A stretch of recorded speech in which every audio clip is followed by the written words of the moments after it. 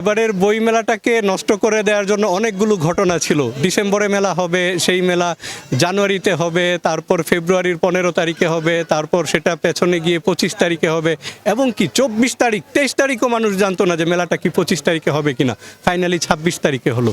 হ্যাঁ, তো এইসব কারণে অনেকেই ধরে নিয়েছে যে মেলাটা হবে না, যার ফলে অনেক প্রকাশক নতুন বই প্রকাশ করতে রিস্ক নিতে মানে ভয় পেয়েছেন। তারা অনেক বই কিন্তু প্রকাশিত হয়নি, এবং কি আমারও এবছর আরেকটা বই প্রকাশিত হওয়ার কথা ছিল, সেটা হবে না, ফাইনাল হয়ে গেছে। হ্যাঁ, তো এই যে বিষয়টা, এইটা কিন্তু মেলার উপর প্রভাব পড়েছে। আরেকটা বিষয় হলো, রোজা মানেই স্কুল কলেজগুলো বন্ধ, আর বই মেলাতে যারা আসে তাদের বেশিরভাগই তো ছাত্রছাত্রী, তরুণ প্রজন্ম।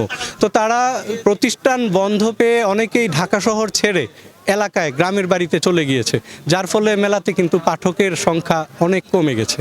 হ্যাঁ, তো এইসব সব কিছু মিলিয়ে এই আজকে একটু ভিড় আছে, আজকের দিন ছাড়া অন্য দিনগুলোতে কিন্তু ভিড় অনেক কম ছিল।